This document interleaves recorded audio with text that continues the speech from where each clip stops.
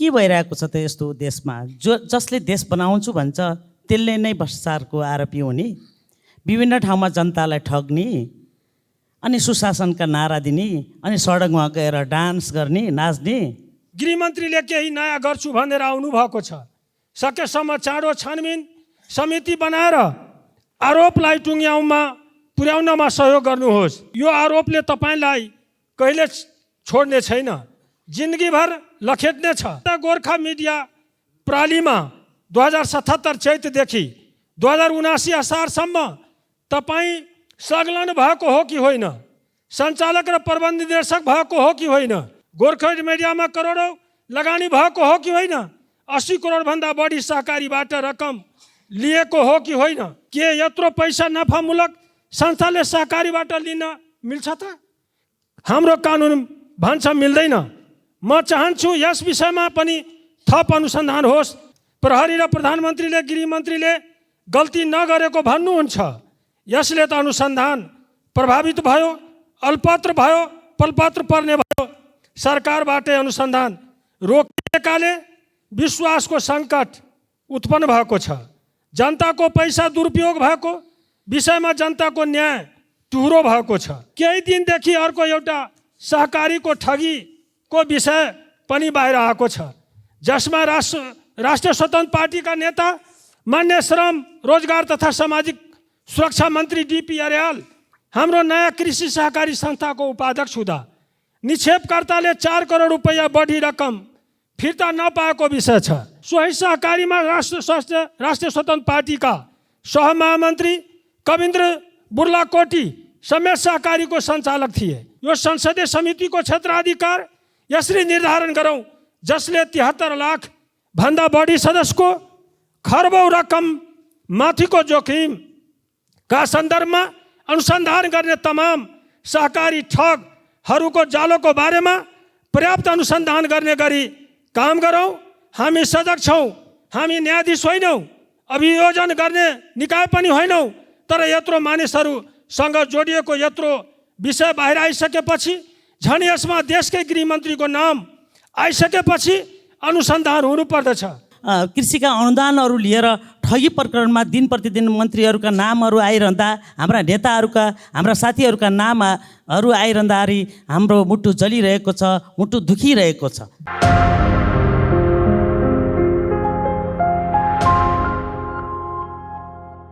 सदस्यहरू सबै उठ्नु भएको छ।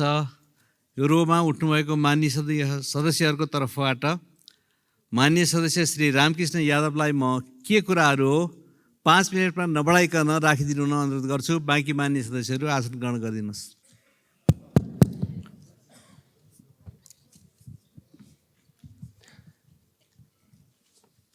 सामान्य सभामुख महोदय, नेपाली काङ्ग्रेसले निरन्तर केही दिनदेखि एउटा कुरा उठाउँदै आएको छ। देशका तमाम सहकारीको पैसा अपचलनको विषय। 73 लाखभन्दा बढी सहकारी सदस्यहरूको बचतमा आएको जोखिम र सहकारीको अपचलनमा अहिलेको गृहमन्त्री माननीय रवि लामिछाने माथि लागेको आरोपको विषय। यस विषयमा केही आधार, तथ्य र प्रमाणसहित प्रश्न उठाएका छौँ। संसदीय छानबिन समितिको गठन आवश्यक छ हामी भनिरहेका छौँ। सामान्य सभामुख महोदय, म आज यस विषयमा 5 वटा बुँदामा आफ्नो धारणा राख्न चाहन्छु। पहिलो, हामीले अहिले संसदीय छानबिन समितिको माग किन गरेका छौँ? सामान्य सभामुख महोदय, जब सहकारीको पैसा अपचलन मान्य रवि लामिछानेको नाम जोडिएर आयो, तब तत्कालीन गृह मन्त्री नारायण काजी श्रेष्ठले संसदीय समितिमै आएर अनुसन्धान गर्ने आश्वासन दिनुभएको थियो र प्रहरीले पनि अनुसन्धान भइरहेको बताएको थियो। हामी मूर्ख छैनौँ। सामान्य सभामुख महोदय, सधैँ संसदीय समिति आवश्यक भनेका छैनौँ। गृहमन्त्री र प्रहरीले अनुसन्धान हुँदैछ भनेपछि छानबिन समिति आवश्यक थिएन। तर जब प्रश्न उठाउने ठाउँबाट मान्य रवि लामिछाने गृहमन्त्री बन्नुभएको छ, छानबिन प्रक्रिया रोक्न पुगेको छ। प्रहरी र प्रधानमन्त्रीले गृहमन्त्रीले गल्ती नगरेको भन्नुहुन्छ। यसले त अनुसन्धान प्रभावित भयो, अल्पत्र भयो, पलपत्र पर्ने भयो।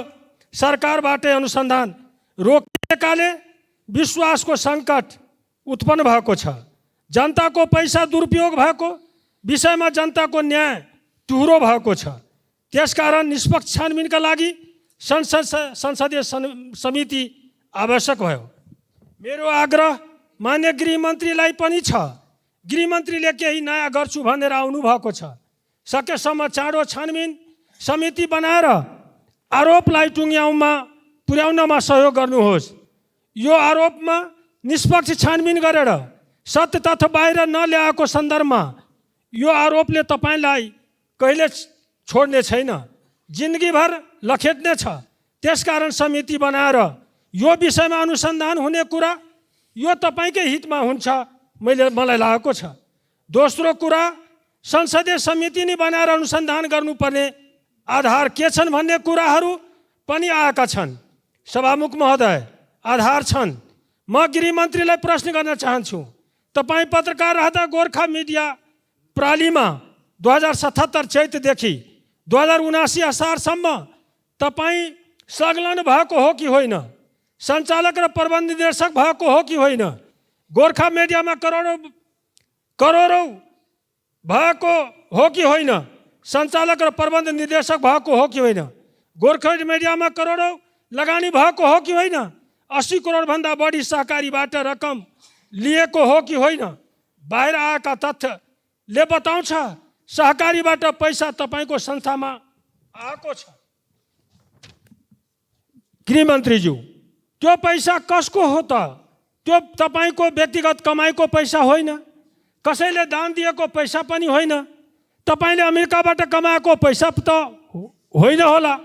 त्यो गरिबहरूले, सामान्य मानिसले छाक काटेर, ठेला चलाएर, रिक्सा चलाएर, तरकारी बेचेर सहकारीमा जम्मा गरेको पैसा हो। सामान्य परिवार र सामान्य व्यक्तिले सहकारीमा जम्मा गरेको ल्याउने नमिल्ने सहकारीको 80 करोड तपाईँको संस्थामा आएको छ। म पुनः प्रश्न गर्न चाहन्छु, के यत्रो पैसा नफामूलक संस्थाले सहकारीबाट लिन मिल्छ त? हाम्रो कानुन भन्छ मिल्दैन। म चाहन्छु यस विषयमा पनि थप अनुसन्धान होस्, कुराको सत्य तथ्य बाहिर आओस्। त्यसकारण तपाईँको संलग्नत्व पर्याप्त आधार छ, छानबिन हुनुपर्छ। त्यसको लागि समिति आवश्यक छ। सामान्य सभामुख महोदय, केही दिनदेखि अर्को एउटा सहकारीको ठगीको विषय पनि बाहिर आएको छ, जसमा राष्ट्रिय स्वतन्त्र पार्टीका नेता मान्य श्रम, रोजगार तथा सामाजिक सुरक्षा मन्त्री DP अर्याल हाम्रो नयाँ कृषि सहकारी संस्थाको उपाध्यक्ष हुँदा निक्षेपकर्ताले 4 करोड रुपैयाँ बढी रकम फिर्ता नपाएको विषय छ। अर्याल मात्र होइन, सामान्य सभामुख महोदय, सोही सहकारीमा राष्ट्रिय स्वतन्त्र पार्टीका सहमहामन्त्री कविन्द्र बुर्लाकोटी समेत सहकारीको सञ्चालक थिए। अचम्मको कुरा त के छ भने सो सहकारीमा पनि अस्वाभाविक रूपमा गोर्खा मिडियाका अध्यक्ष GP राईलाई भित्र्याइएको छ र त्यो भित्राउने काम श्रम मन्त्री लगायतको हो भन्ने आरोप छ। अहिले समस्याग्रस्त यस सहकारीको छानबिनलाई पनि प्रभावित पार्न खोजिएको हो भन्ने समाचार आइरहेका छन्। यो घटनाले थप पुष्टि गरेको छ। सामान्य सभामुख महोदय, सहकारीको ठगी सञ्जाल कसरी फैलिरहेको छ, त्यसकारण हामी भनिरहेका छौँ निष्पक्ष छानबिन आवश्यक छ, संसदीय समिति बनाऊ भनिरहेका छौँ। सामान्य सभामुख महोदय, चौथोमा बुधमा सामान्य सभामुख महोदय, नेपाली काङ्ग्रेस संसदीय समिति बनाउने विषयलाई अहिले अनिवार्य शर्तको रूपमा मान्दछ। हुन त बेला बेलामा अन्य पार्टीका साथीहरूले विभिन्न माग लिएर संसद पूर्णमा अवरुद्ध गरेका इतिहास हामीसँग छन्। तर काङ्ग्रेस बुझ्दछ संसदको विधायकी भूमिका, आउँदै गरेका कानुनको महत्त्व पनि बुझ्दछ, बजेट बनाउने महिना यो हो भन्ने पनि बुझ्दछ। त्यसकारण काङ्ग्रेस सहकारीका विषयमा आरोपित गृहमन्त्री र सहकारीसँग सम्बन्धित विषयमा अनुसन्धान गर्ने विषयमा बाहेक अन्य विषयमा लगातार संसद चल्ने कुरामा बाधा पुर्याएका छैनौँ। हामी जिम्मेवार ढङ्गले प्रस्तुत भएका छौँ। मेरो आग्रह छ काङ्ग्रेसको संसदीय अनुशासन र गरिमालाई कमजोरीको रूपमा नठानियोस्। सरकारले यसलाई कमजोरी नसोचोस्। संसद पूर्ण अवरुद्ध हुने वातावरण सिर्जना नगरियोस्। त्यसकारण मेरो पुनः आग्रह छ सहकारीसँग जति विषय जोडिएर आएका छन्, पात्रका कुरा होस् या संस्थाका कुरा होस्, कुरा समग्र पीडितका कुरालाई केन्द्रमा राखेर एउटा संसदीय छानबिन समिति बनाएर अगाडि बढौँ। नम्बर 5 मा अहिले यो संसदीय समिति बनाउने नबनाउने भन्दा पनि अहिले बरु यसको क्षेत्राधिकारको विषयमा बहस गरौँ। यो संसदीय समितिको क्षेत्राधिकार यसरी निर्धारण गरौँ जसले 73 लाख भन्दा बढी सदस्यको खरबौँ रकम माथिको जोखिमका सन्दर्भमा अनुसन्धान गर्ने तमाम सहकारी ठगहरूको जालोको बारेमा पर्याप्त अनुसन्धान गर्ने गरी काम गरौँ। हामी सजग छौँ। हामी न्यायाधीश होइनौँ, अभियोजन गर्ने निकाय पनि होइनौँ, तर यत्रो मानिसहरूसँग जोडिएको यत्रो विषय बाहिर आइसकेपछि, झन् यसमा देशकै गृहमन्त्रीको नाम आइसकेपछि अनुसन्धान हुनुपर्दछ, सत्य तत्त्व बाहिर आउनुपर्छ। त्यसकारण ती तमाम सहकारीमा विश्वास गरेका लाखौँ सदस्य र तिनीहरूको बचतलाई केन्द्रमा राखेर काम गरौँ। यसमा संसदीय समिति बनाएर अगाडि बढौँ भन्न चाहन्छु। सामान्य सभामुख महोदय, जनतामा एउटा सन्देश गएको छ कि सदन र सडकमा नागरिकले उठाएको आवाज सरकारले सुन्दैन। सदनमा सांसदलाई उठाउने मुद्दा पनि सरकारको प्राथमिकतामा पर्दैन। के यसले निकास देला त? त्यसैले छानबिन समिति सामान्य सभामुख महोदय आवश्यक छ। आज ठगी प्रकरणमा मन्त्रीको नाम जोडिएको छ। त्यसैले ठगी उनी माथतका निकायले यसको निष्पक्ष छानबिन गर्न सक्दैनन् कि भन्ने सन्देश संसदभित्र र बाहिर पनि प्रकट भइरहेको छ। नागरिकमा देखिएको वितृष्णाको कारक पनि सुशासनको कमी नै हो। व्यक्तिगत भावनात्मक सम्बन्धहरूको निर्वाह आफ्नो ठाउँमा छ, तर दण्डहीनता सुशासनको बाधक हो। त्यसैले कानुनी राजको अवधारणा अनुरूप राज्य, राजनीतिक दल, संस्था र व्यक्ति चल्नुपर्छ। एकातिर सुशासनको कुरा गर्ने, अर्कोतिर निष्पक्ष छानबिन गर्न संसदीय समिति पनि नबनाउने। यसबाट के बुझिन्छ भने सरकारको कथनी र करनीमा समानता छैन। सरकार बोल्छ एउटा कुरा, गर्छन् अर्को कुरा। यस्तो कार्यले सम्मानित संसदप्रति र सरकारप्रति आम नागरिकको अविश्वास बढिरहेको छ। त्यसकारणले सामान्य महोदय छानबिन समिति गठन होस् भन्ने कुरा राख्दै म आफ्ना भनाइ यी अन्त गर्न चाहन्छु। धन्यवाद। जय नेपाल। सम्माननीय सभामुख महोदय, क्लिक माण्डु भन्ने एउटा मिडियामा मैले नयाँ सिरियल हेरेँ अस्ति। यो प्रत्येक दिन टिभी खोल्दा पनि र मोबाइल हेर्दा पनि नयाँ नयाँ टिभीमा सिरियलहरू आइरहेका रहेछन्। ती सिरियल रहेछन् भ्रष्टाचारका केसहरू। त्यस्तै सहकारी ठगी प्रकरणमा अर्को एउटा काण्ड आयो र विभिन्न मिडियामा हामीले हेर्ने गरेका छौँ र अखबारमा पनि हेर्ने गरेका छौँ र हामी सारा नेपालीलाई छटपटी पनि भएको छ। के भइरहेको छ त यस्तो देशमा? जसले देश बनाउँछु भन्छ त्यसले नै भ्रष्टाचारको आरोपी हुने, विभिन्न ठाउँमा जनतालाई ठग्ने, अनि सुशासनका नारा दिने, अनि सडकमा गएर डान्स गर्ने, नाच्ने भन्ने कुराहरू आइरहेको छ। त्यसैले म सभामुख मार्फत म फेरि पनि अनुरोध गर्न चाहन्छु। यो भूमि व्यवस्था, सहकारी तथा गरिबी निवारण मन्त्रालयले माघ 11 गते हाम्रो नयाँ कृषि सहकारी संस्थालाई समस्याग्रस्त घोषणा गरेको थियो। मन्त्रालयले सहकारीलाई समस्याग्रस्त घोषणा गरेर सहकारी व्यवस्थापन कार्यालयमा पठाएको जानकारी हुन आएको छ र यसमा श्रम मन्त्री सहकारी संस्थाको उपाध्यक्ष भएको जानकारी हुन आएको छ र यसको विषयमा के भएको छ भन्ने कुराहरू पनि छिट्टै नेपाल सरकारले छानबिन गरोस् भन्ने मेरो भनाइ छ। र साथै म अर्को कुरा यहाँ भन्न चाहन्छु र यो कृषि मन्त्रालय अन्तर्गत यस्ता ठगीहरूलाई मात्र अनुदान दिने, वास्तविक किसानलाई अनुदान नपाउने। त्यसैले म यहाँ सभामुख मार्फत नेपाल सरकारको ध्यान आकर्षण गराउन चाहन्छु। जस्तै कर्णाली अञ्चलको जुम्लाबाट अस्ति भर्खरैकै यो बर्खा सिजनमा असोज कार्तिकसम्म 50 करोडको निर्यात भयो स्याउ। अब हामी उत्पादनमा लगानी गर्ने कि नगर्ने जस्तै प्रक्रिया 1 केजी स्याउमा 10 रुपियाँ अनुदान दिने कि नदिने। अब उत्पादनमा हामी वृद्धि अथवा बजेट नीति तथा कार्यक्रम त्यस्तो ल्याउनुपर्छ जस्तो लाग्छ मलाई। यो अर्को कुरा, यो सहकारी ठगीका कुराहरू गरिरहँदाखेरि हामी प्रत्येक दिन हामी बोलिरहेका छौँ। हाम्रा बोलीहरूलाई उपेक्षा गरेर सरकारले, नेपाल सरकारले ध्यानै नदिएर अहिलेसम्म कुनै पनि संसदीय छानबिन छनौट समिति नगरेकोमा हाम्रो नेपाली काङ्ग्रेसको घोर आपत्ति पनि छ र यसमा हामी अझै कठोर बन्नलाई नेपाल सरकारले फेरि कठोर बनाउँदैछ भन्ने पनि हामीले बुझेका छौँ। त्यस्तै गरेर अब म आफ्नै कुराहरू, यो कृषितिरकै कुरा गर्न चाहन्छु। अनि फेरि पनि यो कृषिका अनुदानहरू लिएर ठगी प्रकरणमा दिन प्रतिदिन मन्त्रीहरूका नामहरू आइरहँदा, हाम्रा नेताहरूका, हाम्रा साथीहरूका नामहरू आइरहँदाखेरि हाम्रो मुटु जलिरहेको छ, मुटु दुखिरहेको छ। तर हामी कृषि उत्पादनमा अझै पनि लगानी गर्नलाई, विगतका दिनमा निर्णय भएका कुराहरू कार्यान्वयन गर्नलाई हामी पछाडि परिरहेका छौँ।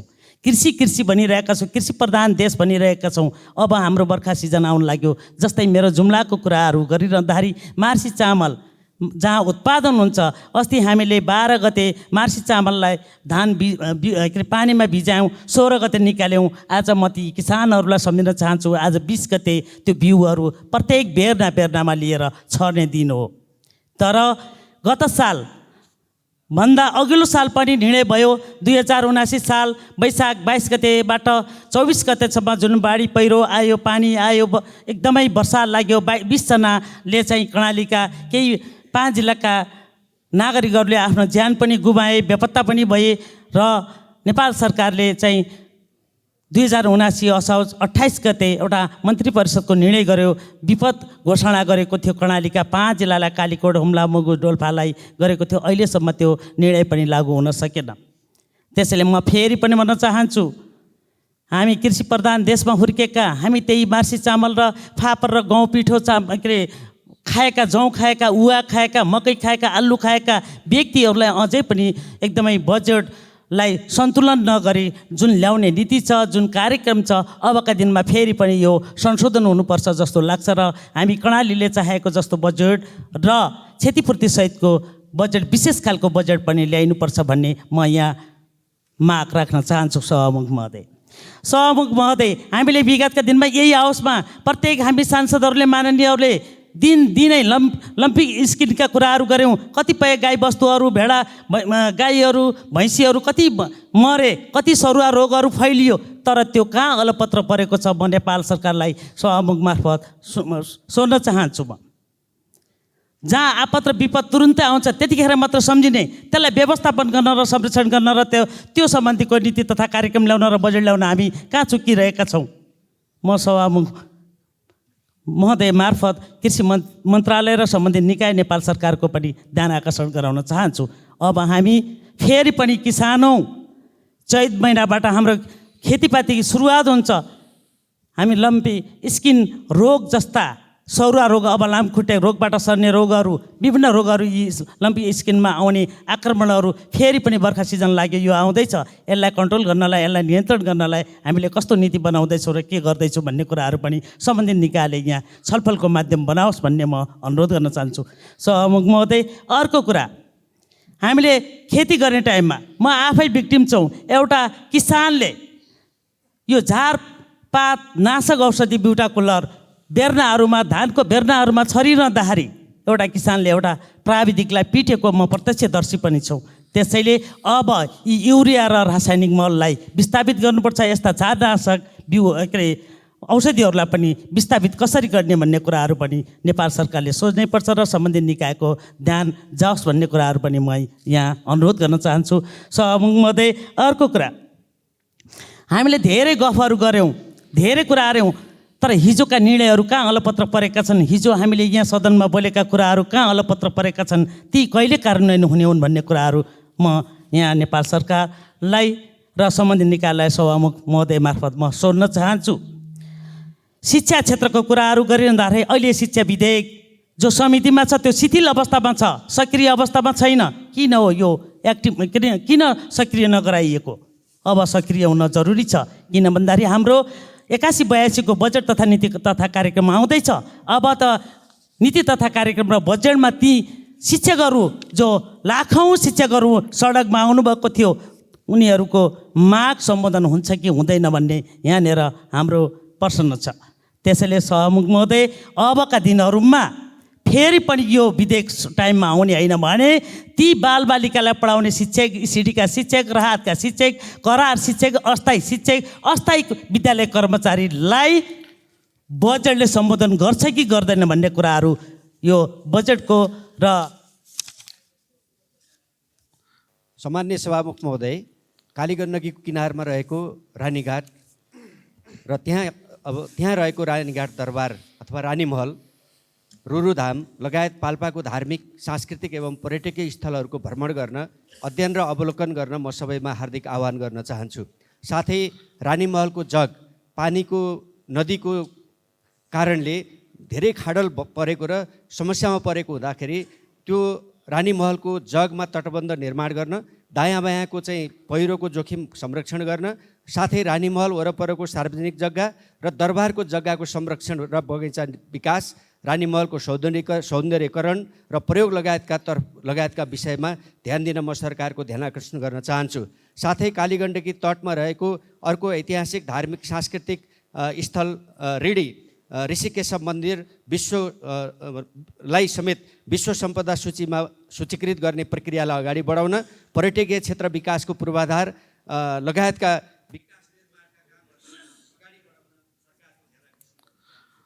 मान्य सदस्य श्री तारा लामा तामाङ। सम्मानीय सभामुख महोदय, आज चैत्र 20 गते 67औं राष्ट्रिय सहकारी दिवसको उपलक्ष्यमा सभामुख मार्फत सबैमा शुभकामना।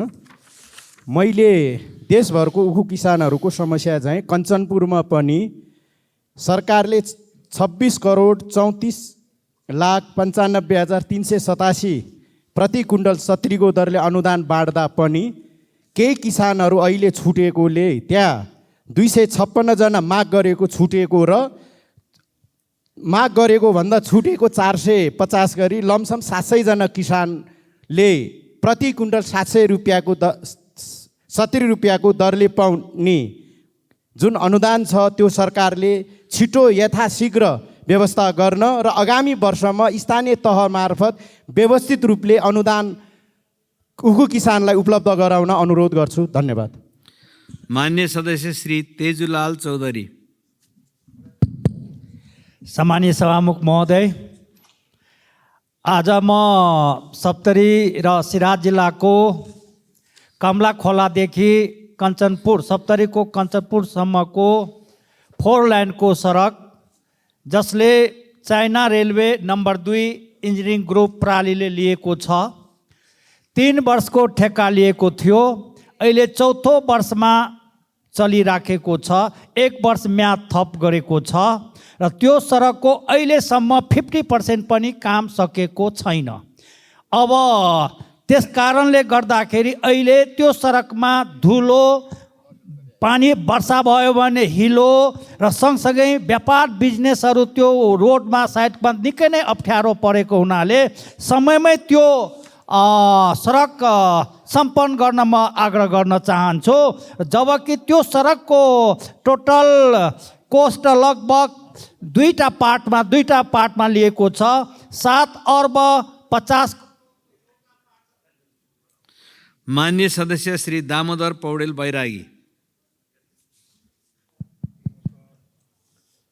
सम्मान्य सभामुख महोदय, यही चैत 18 गते मेरो निर्वाचन क्षेत्र पोखराबाट अन्नपूर्ण 4 सल्यान जाँदै गरेको जीव दुर्घटना भयो, जहाँ 2 जनाको दुःखद निधन भयो र 10 जना घाइते हुनुहुन्छ र घाइतेहरूको मणिपाल शिक्षण अस्पताल र पोखरा स्वास्थ्य विज्ञान प्रतिष्ठानमा उपचार भइरहेको छ। उहाँहरूको म शीघ्र स्वास्थ्य लाभको कामना गर्दछु र मृतक 2 जनाको हार्दिक श्रद्धाञ्जली अर्पण गर्दछु।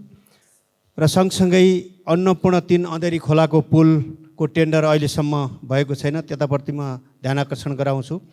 त्यसै गरी अन्नपूर्ण 7 र 10 जोड्ने मोदी नदीमाथिको पुलको स्रोत सुनिश्चित भएन भनेर प्राविधिकले भनिरहनु भएको छ। त्यसको स्रोत सुनिश्चित गर्नका लागि म अनुरोध गर्दछु सम्बन्धित निकायको।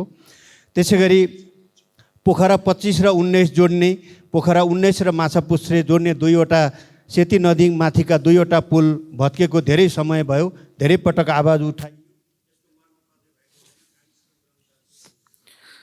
मान्य सदस्य श्री दिकपाल कुमार साई। सम्माननीय सभामुखज्यू, यही चैत्र 17 गते परेको चट्याङबाट दैलेख भैरवी 6 की 13 वर्षीय शर्मिला कडेलको मृत्यु भएको छ। मृतकप्रति हार्दिक श्रद्धाञ्जली अर्पण गर्दछु, परिवारजनमा संवेदना प्रकट गर्दछु, साथै सरकारसँग राहतको माग गर्दछु। दुल्लु नगरपालिका 8मा 2061 सालमा स्थापना भएको नेपाली सेनाको ब्यारेक हालसम्म पनि स्थायी भएको छैन। ब्यारेक स्थायी गरियोस्। ब्यारेकले ओगटेको 65 रोपनी जग्गाको मुआवजा छिटो उपलब्ध गर्न माग गर्दछु। द्वन्द्वकालमा भत्काइएको ऐतिहासिक दुल्लु दरबार छिटो पुनर्निर्माण गर्न माग गर्दछु। तल्लो डुङ्गसेर दुल्लु साताला दह पिपलकोट कालीकोट सडकलाई वैकल्पिक कर्णाली राजमार्गको रूपमा लिन सकिन्छ। डाबर साताला दह पिपलकोट कालीकोट सडक खण्डको स्तर उन्नति गर्न बजेटको माग गर्दछु। धन्यवाद। मान्य सदस्य श्री दीपक गिरी। सम्माननीय सभामुख महोदय, यस वर्षको एसी परीक्षामा करिब 5 लाख विद्यार्थीहरू भाइ बहिनीहरू सहभागी भइरहेका छन्। तर एउटा महत्त्वपूर्ण तथ्य भने धेरैको ध्यान पुगेको देखिँदैन। शिक्षा मन्त्रालयका अनुसार 10 वर्ष अघि 2070 सालमा कक्षा 1 देशभरि झन्डै 9.5 लाख बालबालिका भर्ना भएका थिए। तर अहिले 10 वर्षपछि त्यसको आधी मात्रै विद्यार्थी यसै परीक्षामा सहभागी भइरहेका छन्। बाँकी आधी विद्यार्थी कता गए? तिनलाई हामीले किन 10 कक्षासम्म पनि रोक्न सकेनौँ? सभामुख महोदय, यो एउटा शैक्षिक सङ्कटकालको अवस्था हो। यसले हाम्रो देशको शिक्षा क्षेत्रको असली तस्बिर प्रस्तुत गर्दछ। अहिले पनि देशको कुल विद्यार्थीमध्ये झन्डै 80% विद्यार्थी सामुदायिक विद्यालयहरूमा अध्ययन गर्छन्। सामुदायिक विद्यालयहरूको पठन पाठनको गुणस्तर सुधार गर्न र 1 कक्षामा भर्ना भएका विद्यार्थीहरूलाई कमसे कम। मान्य सदस्य श्री दीपा शर्मा।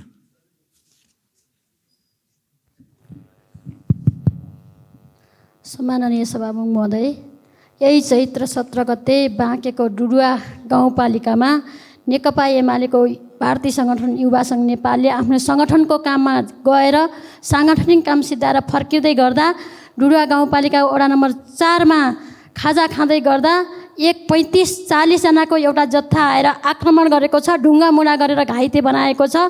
युवा सङ्घ नेपालका जिल्लाका नेता अहिले अस्पतालमा भर्ना हुनुहुन्छ, 6वटा टाँका लागेको छ। म देशमा शान्ति सुव्यवस्था कायम गर्न गृहमन्त्रीज्यू अहिले यहीँनिर देखिरहेको थिएँ, अहिले देख्दिनँ।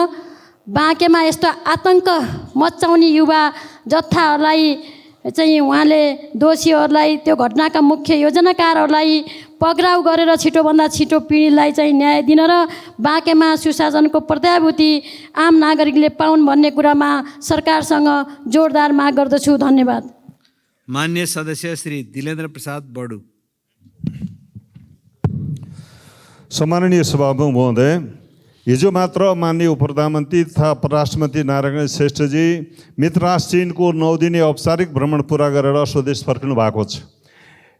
यस क्रममा कोभिड-19 पछि बन्द रहेका दार्चुलाको तिङ्कर नाका लगायत देशका 14वटा नाकाहरू अब छिटै सञ्चालनमा आउने सम्झौता भएको सुखद समाचार प्राप्त भएको छ।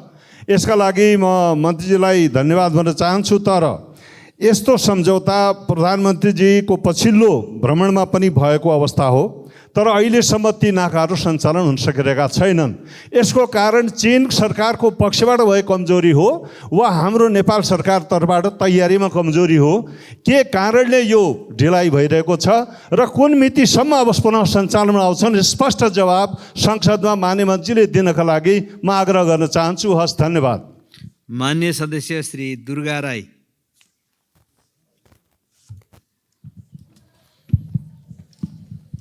सम्माननीय सभामुख महोदय, संविधानको धारा 56 को उपधारा 5 मा व्यवस्था गरिएको छ, सङ्घीय कानुन बमोजिम सामाजिक सांस्कृतिक संरक्षण वा आर्थिक विकासको लागि विशेष संरक्षित वा स्वायत्त क्षेत्र कायम गर्न सकिनेछ भनिएको छ। सभामुख महोदय, आज संविधान निर्माण भई तीनै तहको निर्वाचन पनि दुई पटक भइसकेको छ, तर संविधानको धारा 56 लाई कार्यान्वयन गर्नको लागि आजसम्म पनि सङ्घीय कानुन बनाउन कुनै पनि सरकारले चासो दिएको देखिएन।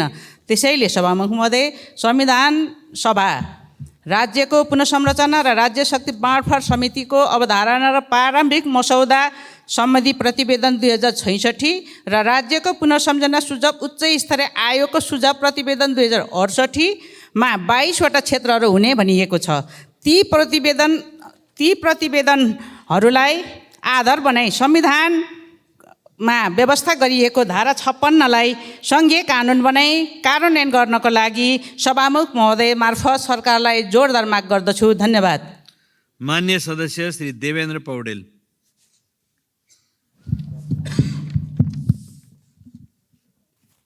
सम्माननीय सभामुख महोदय, बागलुङ जिल्लाको गलकोट नगर ऐतिहासिक नगर हो, जहाँ धेरै पहिलेदेखि नै अड्डा, गौडा, कुद, तिरो हुँदै सदरमुकाम त्यहाँ बस्यो। कालान्तरमा सदरमुकाम सारियो। सम्माननीय सभामुख महोदय, आज त्यहाँका जनताले छेउमा भएको सदरमुकामबाट सेवा सुविधा लिन सकेका छैनन् र निकै दुःख, पीडा र कष्टसाध्य जीवन बिताउनु परेको छ। सम्माननीय सभामुख महोदय मार्फत नेपाल सरकारका सम्माननीय प्रधानमन्त्रीज्यू, माननीय गृहमन्त्रीज्यू, माननीय अर्थमन्त्रीज्यूसँग विशेष अनुरोध छ कि त्यहाँ छिटै प्रशासनिक इकाइ सेवा केन्द्र राखेर त्यहाँका जनसमुदायहरूको सेवा प्रवाह गर्नको निम्ति यथाशीघ्र जनताको चाहना, माग र सबै पक्षको त्यहाँ एकसूत्रीय माग त्यहाँ रहेको हुँदाखेरि त्यो पुरा गरिदिनुको निम्ति सम्माननीय सभामुख महोदय मार्फत विशेष अनुरोध गर्न चाहन्छु। धन्यवाद। मान्य सदस्य श्री धवल शमशेर जङ्गबहादुर राणा।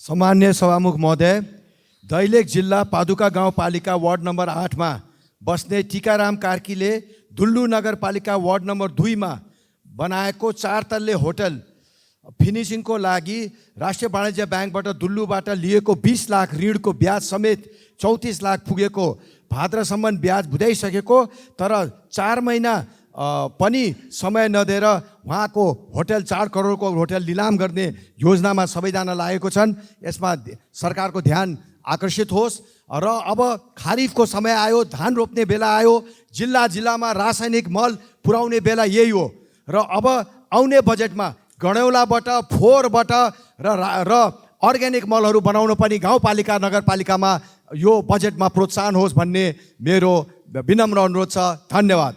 मान्य सदस्य श्री ध्रुवबहादुर प्रधान।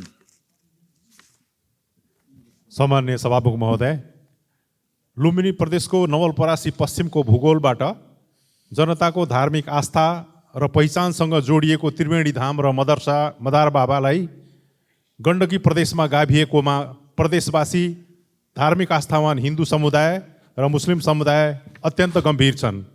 छिमेकी देशसँग जोडिने बाटोको कुतर्क दिई जनभावना विरुद्ध निर्णय भएको छ।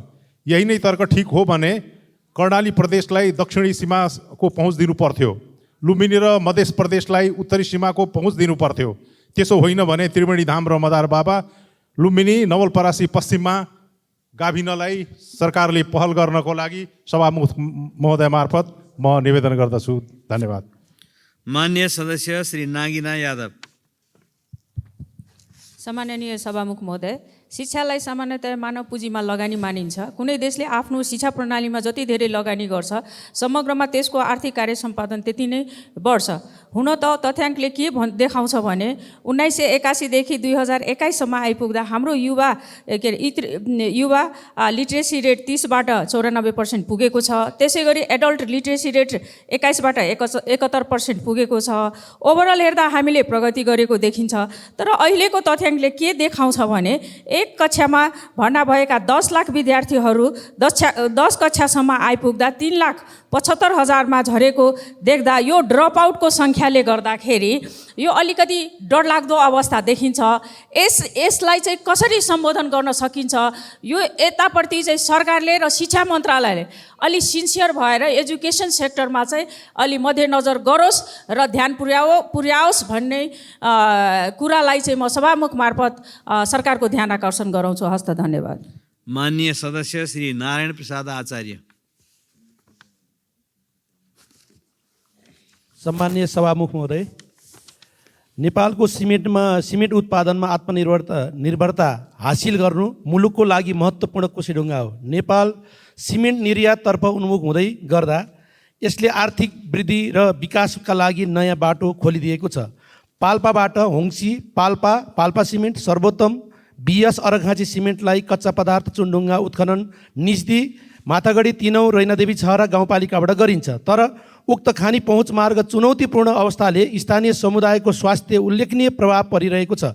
वायु प्रदूषणका कारण श्वास प्रश्वासमा सम्बन्धी समस्या, सडक दुर्घटना लगायतका गम्भीर स्वास्थ्य जोखिम मोल्न परेको छ। यस क्षेत्रका बासिन्दाको सुरक्षा र स्वास्थ्य सुनिश्चित गर्न तत्काल ध्यान र सुधार आवश्यक छ। जनताको सार्वभौम अधिकार संस्थागत गर्ने संसदमा पटक पटक उठाएका विषयलाई सरकारले कुनै पनि महत्त्व दिएको पाइँदैन। सभामुख मार्फत पुनः ध्यान आकर्षण गराउँछु। हस्, धन्यवाद। माननीय सदस्य श्री निर्मला कोइराला।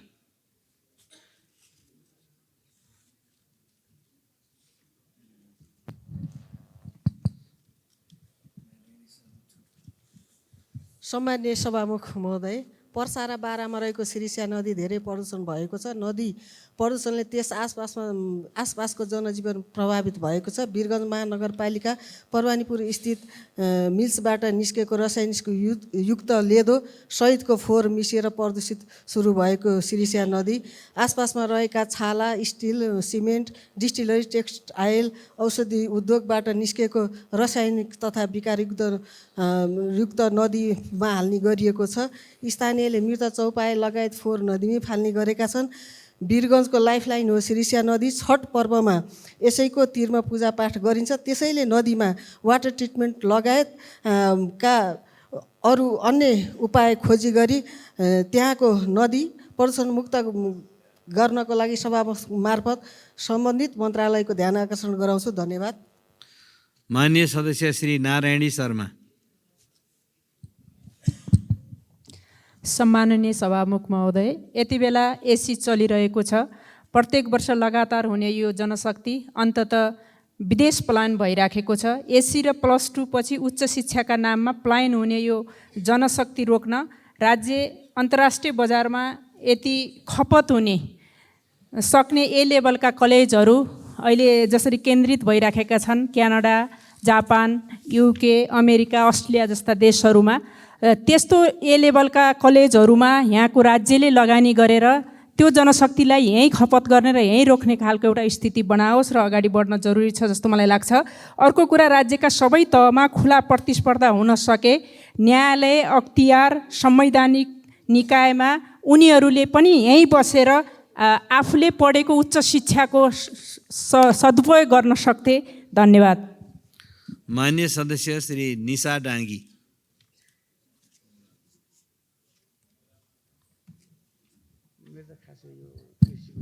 सम्माननीय सभामुख महोदय, हाम्रो सरकारी कार्यालयहरूमा हेर्ने हो भने सवारी साधनहरू बेवारिस अवस्थामा रहेका छन्। कबाडीमा पुगेर कौडीको भाउमा ती गाडीहरू कहिले बेचिन्छन् थाहा छैन।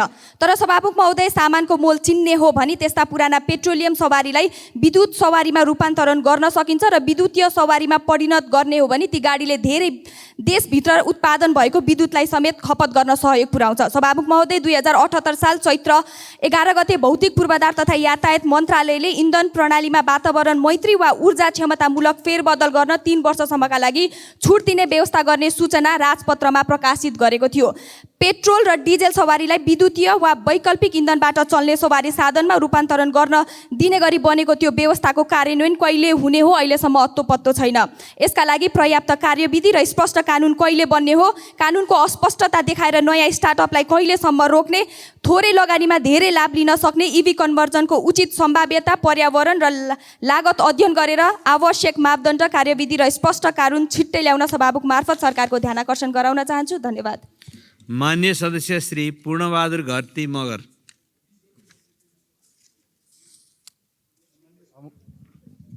सम्मान्य सभामुख महोदय, 220 किलोमिटर शहीद मार्गको 77 किलोमिटर रुकुम खण्डको ग्राभल सडक निकै जीर्ण अवस्थामा पुगेको छ।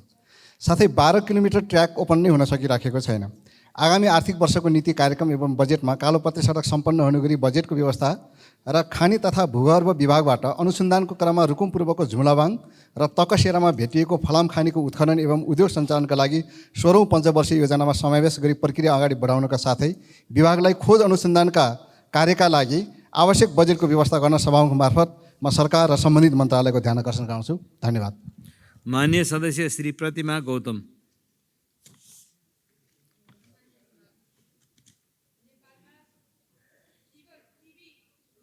को सङ्ख्या अत्यन्तै बढेको सूचना विश्व स्वास्थ्य सङ्गठनको वार्षिक प्रतिवेदनमा छ। वर्षी नै नेपालमा 17,000 मानिस मर्ने, प्रत्येक दिन 17 मानिस यो रोगबाट मर्ने र यसमा चाहिँ 69,000 बिरामी भेटिने गरेको हुँदा यो रोगले जनस्वास्थ्यमा ठुलो प्रभाव, ठुलो असर परेको छ। यो एक अर्काबाट व्यक्तिबाट सर्ने रोग भएको हुँदा यसप्रति अत्यन्तै ध्यानपूर्वक हामीले हेर्न पर्ने वातावरण बनाउनको लागि म सरकारसँग आग्रह गर्न चाहन्छु। झन्डै 32,000 क्षयरोगी बिरामीहरू उपचारको दायरामा ल्याउन सकिएको छैन। यसरी हामीले विशेष ढङ्गबाट यसलाई सोचेनौँ भने यो रोगले भयावह रूप लिन सक्ने हुँदा सभामुख महोदय, यसलाई हामीले कोभिडको बेलामा परीक्षण गरे जस्तै हरेक अस्पताल, हरेक सरकारी अफिसहरूमा नियमित जाँच गर्ने एउटा प्रबन्ध गरियोस् भन्ने म माग। मान्य सदस्य श्री प्रतीक्षा तिवारी। सम्माननीय सभामुख महोदय, विश्वमा वीर गोर्खाको देश भनेर चिनिने नेपाल वर्तमान अवस्थामा विश्वमा सबैभन्दा धेरै युवा अध्ययन र रोजगारीको खोजी गर्दै विदेश जाने देशको रूपमा चिनिँदैछ। दैनिक 3,000 को हाराहारीमा श्रम पसिना बेच्न विदेश जान बाध्य भएको अवस्था छ। यता बुवा आमा छोराछोरी पैसा कमाएर आउने आशमा बस्छन्। कसैका बुबा आमाको मृत्यु भयो भने मृत लासले 3-4 दिनसम्म कुर्नु पर्ने बाध्यता छ। मृत लासलाई पनि सुख छैन। सभामुख महोदय, गोर्खा जिल्लाको साबिक सिद्धिबास गाविसमा तरकारी राख्न बनाएको कोल्ड स्टोरमा 3-4 दिनसम्म लास नसडोस् भनेर कोल्ड स्टोरलाई सब गृह बनाएको दर्दनाक विषयले मर्माहत बनाएको छ। यस्ता हृदय विदारक घटना कहिलेसम्म नेपालले बेहोर्नु पर्ने हो? तसर्थ सभामुख महोदय, स्वदेशमा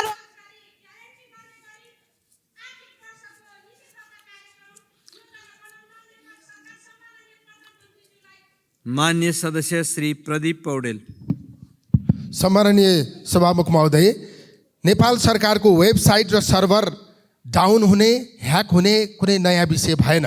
सम्माननीय सभामुख महोदय, गत बिहिबार र शुक्रबार हाम्रो प्रतिनिधि सभाको वेबसाइट नै डाउन थियो। अध्यागमन यो त्रिभुवन अन्तर्राष्ट्रिय विमानस्थलको अध्यागमन विभागको सर्भर डाउन भयो बिहिबार। 100औं यात्रु करिब 4 घण्टा लाइनमा बस्नु पर्यो, जसले गर्दा रातिका उडानहरू सबै प्रभावित भए। सोही दिन भन्सार विभाग आशिकोडा सफ्टवेयर डाउन हुँदा भन्सार कार्यालयको काम करिब 5 घण्टा अवरुद्ध भयो। आजको मुख्य सम्पत्ति भनेको डेटा हो। राज्यले आफ्नो डेटाको सुरक्षा त गर्न सक्दैन भने यसले नागरिकको डेटाको सुरक्षा कसरी गर्न सक्छ? हाम्रो डिजिटल सिस्टम प्रतिको प्रतिबद्धता छैन भन्ने कुरा प्रष्ट ढङ्गले देखिएको छ। यसले हाम्रो मात्रै होइन, अन्तर्राष्ट्रिय जगतमा नेपालको पनि बेइज्जत गराएको छ। त्यसैले मन्त्रीले निर्देशन दिएर मात्रै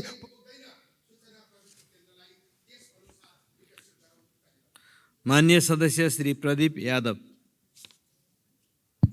सम्मानीय सभामुख महोदय, औद्योगिक नगरी एवं व्यापारिक सहरको रूपमा चिनिने वीरगञ्ज महानगरको मुख्य सडक विस्तार मुद्दाको कारण केही वर्षदेखि उलझेलमा परेको छ। त्रिभुवन राजपथ पर्ने मुख्य सडक ऐन 2031 अनुसार मुख्य राजमार्गको मापदण्डभित्र पर्छ।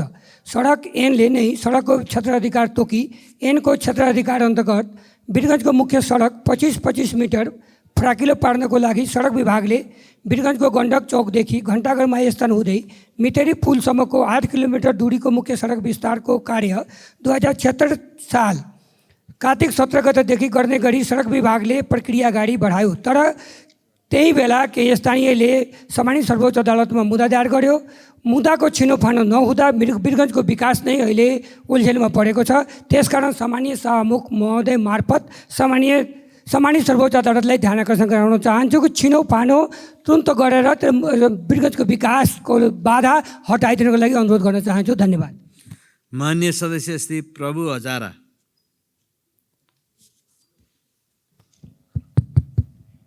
सम्मान्य सभामुख महोदय, अहिले गर्मी यहाँ सुरु हुँदा नै अहिले मधेस तराईमा अहिले खानेपानीको फेरि हाहाकार हुन सुरु भएको छ। त्यस कारणले म खानेपानी मन्त्रीजीको म ध्यान आकर्षण गराउँछु, यथाशीघ्र खानेपानी अझ गर्मी सुरु हुनुभन्दा अगाडि नै त्यसको समाधान गराउनलाई। त्यसै गरी 12 पर्सामा रहेका उद्योगमा दिनहौ 8 घन्टादेखि 9 घन्टासम्म लोड सेडिङ भइरहेको छ। उद्योगीहरू परेशान छन्। त्यस कारणले म ऊर्जा मन्त्रीले आग्रह गर्न चाहन्छु यथाशीघ्र उद्योगभित्रका लोड सेडिङ अन्त गर्नलाई। त्यसै गरी सिमरामा रहेका सेजका जग्गा 900 बिघामा केही सेजलाई राखेर बाँकी औद्योगिक क्षेत्र घोषणा गर्नलाई म उद्योग मन्त्रीजीलाई आग्रह गर्न चाहन्छु। हस्, धन्यवाद। मान्य सदस्य श्री बद्री प्रसाद पाण्डे।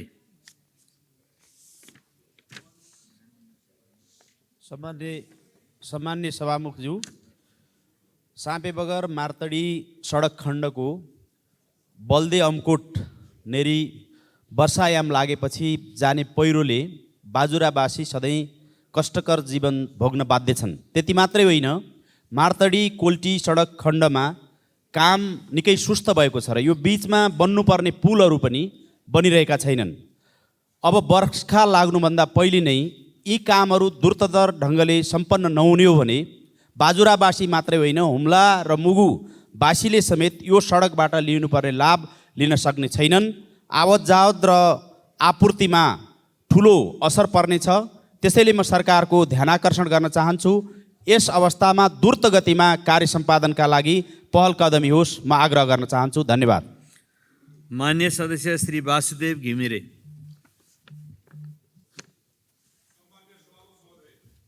लुम्बिनी विकास कोष क्षेत्रभित्र बनाइएका गुम्बा तथा बिहारहरू व्यावसायिक होटल जस्तै चलाइएको भन्दै स्थानीय होटल व्यवसायीहरूले विरोध गर्दै आएका छन्। गुम्बा तथा बिहारले 2000 भन्दा बढी पर्यटक क्षमताका होटलकै मोडलमा भौतिक संरचना तयार गरेको र यही कारण व्यवसाय घटेपछि निजी क्षेत्रले लगानी गरेको करिब 15 अरब जोखिममा परेको व्यवसायको दाबी छ। लुम्बिनी विकास कोषको नियमावलीमा सम्बन्धित देश आफैले डिजाइन गरेर गुम्बा तथा बिहार निर्माण गर्न सक्ने र त्यसमा भिक्षु तथा उनका सहयोगी बस्नका लागि आवश्यक भवन बनाउन सक्ने व्यवस्था छ। तर गुम्बा तथा बिहार सञ्चालकले कोषको नियमावली विपरीत सुविधा सम्पन्न होटलकै शैलीमा भवन निर्माण गर्दा समेत त्यसलाई व्यवस्था गर्नु कोषको गम्भीर त्रुटि हो। यसर्थ लुम्बिनी विकास कोष क्षेत्रभित्र बनाइएका गुम्बा तथा बिहारको बारेमा यथार्थ जाँचबुझ गरी स्थानीय होटल व्यवसायले उठाएका जायज माग पूरा गराउन म सरकारको गम्भीर ध्यान गराउन चाहन्छु। धन्यवाद। मान्य सदस्य श्री बिन्दवासिनी कंसाकार। सम्माननीय सभामुख महोदय, हवाई यातायात र अग्नि दुर्घटना सधैँ साथ चल्ने गर्छन्। त्यही हुनाले हामीले कुनै पनि विमानस्थलमा गयौँ भने प्रशस्त मात्रामा दमकलहरू देख्न सक्छौँ। नेपालमा पनि हालसालै पोखरा र भैरवा अन्तर्राष्ट्रिय विमानस्थलहरू खोलेका छौँ। हामीलाई आगलागी हुन सक्छ भन्ने ज्ञान छ। हामीले दमकलहरू किन्यौँ किनभने त्यसमा कमिसन आउँछ। तर आगलागी भएको खण्डमा मानव क्षति हुन सक्छ भन्ने हामीले किन सोचेनौँ? यो दुवै अन्तर्राष्ट्रिय विमानस्थल स्थापना भएको सहरहरूमा जलन अस्पताल नहुनु कति उपयुक्त हो? सभामुखज्यू, यो बारेमा सरकार, नागरिक उड्डयन मन्त्रालय र यो सदनको ध्यान आकर्षण गराउन चाहन्छु। चाँडोभन्दा चाँडो जलन अस्पताल स्थापना गरी यी अन्तर्राष्ट्रिय विमानस्थललाई न्यूनतम मापदण्डमा ल्याउन जोरदार माग राख्दछु। धन्यवाद। मान्य सदस्य श्री विनिता कठायत।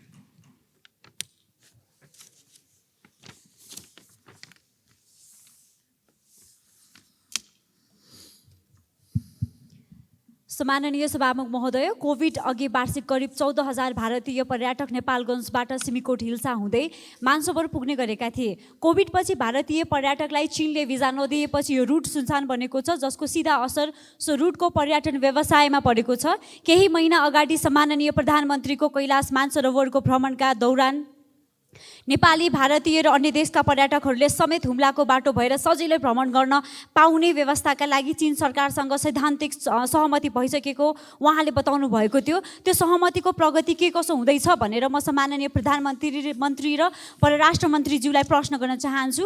हाल नेपाली भरियाहरू पर्यटकलाई लिएर यात्रा गर्दा चिनिया सरकारले साबिकको भन्दा 10 गुणा बढी महसुल असुल गर्ने भएकाले भारी बोकेर परिवार चलाउने श्रमिकहरू समस्यामा परेको हुँदा मैले यस विषयमा पनि ध्यान आकर्षण गराउन चाहे।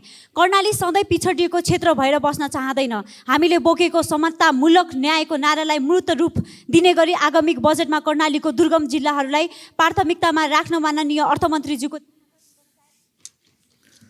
मान्य सदस्य श्री तोसीमा कार्की। माननीय सभामुख महोदय, निजीकरण गरिएका कल कारखाना मध्ये हरिसिद्धि इटा उद्योग पनि एक हो। यो उद्योग निजीकरण गरिएकोमा उत्पादन बढाउनलाई होइन, बरु जग्गा हडप्नलाई थियो भन्ने देखिन्छ। त्यहाँको 412 रोपनीमा 248 रोपनी बिक्री भइसक्यो, 107 रोपनी बैङ्कमा धितो छ र उद्योग अलपत्र छ। पटक पटक सेयर धनी लगायतले कुरा उठाउँदै आएका छन्, तर सरकार मौन छ। निजीकरण गरिसकेपछि के सरकारको दायित्व सक्यो त? त्यसको सञ्चालन र अनियमितता हेर्ने जिम्मेवारी कसको हो? यसमा सरकारको ध्यान जाओस् र छानबिन गरियोस्। मैले विशेष ध्यान आकर्षण गराउन चाहे हरिसिद्धि इटा उद्योगमा। साथै भ्रिकुटी कागज उद्योग, बाँसबारी छाला जुत्ता कारखाना, गोरखकाली रबर उद्योग, बालाजु कपडा उद्योग लगायतका उद्योगहरू देशैभरि लामो समयदेखि बन्द छन्। यी उद्योगहरू सञ्चालन गर्ने या सधैँको लागि बन्द गर्ने भन्ने बारे सरकारको योजना के छ? चाँडोभन्दा चाँडो श्वेत पत्र जारी गर्न, सार्वजनिक गर्न म ध्यान आकर्षण गराउन चाहन्छु। साथै सरकारसँग योजना हुनुपर्छ के उद्योगहरू सरकारले चलाउने र कुन उद्योगहरू चाहिँ निजी गैर सरकारी क्षेत्रलाई छाडिदिने हो भन्ने बारे मैले सरकारसँग जवाफ माग्न चाहन्छु। साथै फेरि पनि मान्य सदस्यहरू, शून्य समयमा मान्य सदस्यहरूले बोल्ने क्रम यही समाप्त हुन्छ।